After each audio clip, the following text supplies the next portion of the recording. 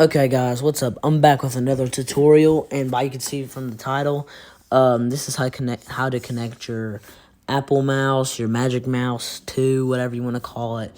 So, all right, so let's get into the tutorial. So first, you want to make sure your phone's updated to iOS 13. Once you have updated iOS 13, you want to click on Settings. And this is usually where you'll start in your settings, and if not, then make sure you get to the main screen in your settings. And then you want to go to accessibility. So once you get here, you want to scroll down to physical and motor. So first, you want to turn on assistive touch. So you want to first go to touch, assistive touch, and then you want to click assistive touch and turn it on. So as you can see, there's this little cursor in the middle of my screen, and that's my Magic Mouse. So when you turn on assistive touch, something like this little white bubble should pop up, and like when you click on it, it should or like even touch it, it should pop up this screen. So once you've gotten this step done, you've basically gotten to how you can connect it. So once you've gotten the little circle, this doesn't mean that this cursor will automatically pop up for you because you haven't done this other step to get your mouse to work. So after you turn that on, you want to go back to physical and motor, and you want to go to switch control. This is how you're supposed to do it. On any like iPad, iOS, like just like a normal iPhone, anything like that. So first you want to go to like switches, and then make sure you go down to Bluetooth devices. And then this is when you want to make sure your Magic Mouse has been plugged in for at least like a good 2 to 5 minutes. And you'll have a long battery on this thing. This thing lasts a long time. So once you've flipped it, like once you turn your mouse over, there should be a button at the very top next to your scanner.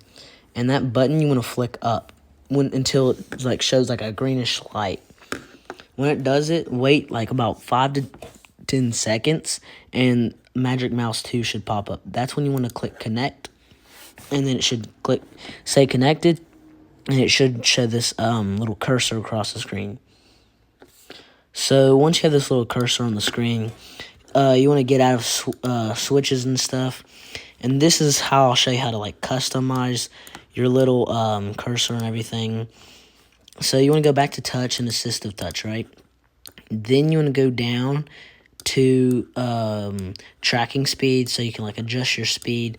Obviously, that's going to be the slowest where the turtle is, and if you put it up to where the rabbit is, you're going to be super fast, which I don't recommend either ones. I don't recommend anything past the halfway mark. Even then, it's still a little too fast for me. So you want to do it by like 1/4 of the way, so which I think is a pretty good speed. And then if you want to like customize your little cursor and everything, then you want to go to pointer style, and this is where you can customize the size.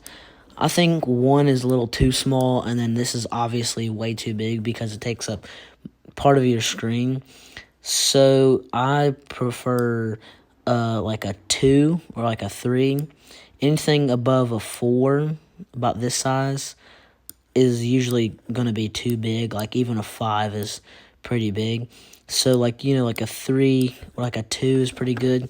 And then when you want to go to visual, this is how you edit your color. So you can do gray, white, blue, red, green, yellow, orange. I like white. I was rocking the gray before, but now I'm going to use the white.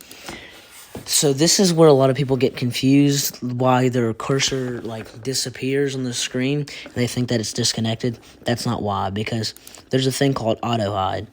So you can turn this off if you want to, but all auto hide does is when this like it'll first show when you first connect, it'll say about 15 seconds.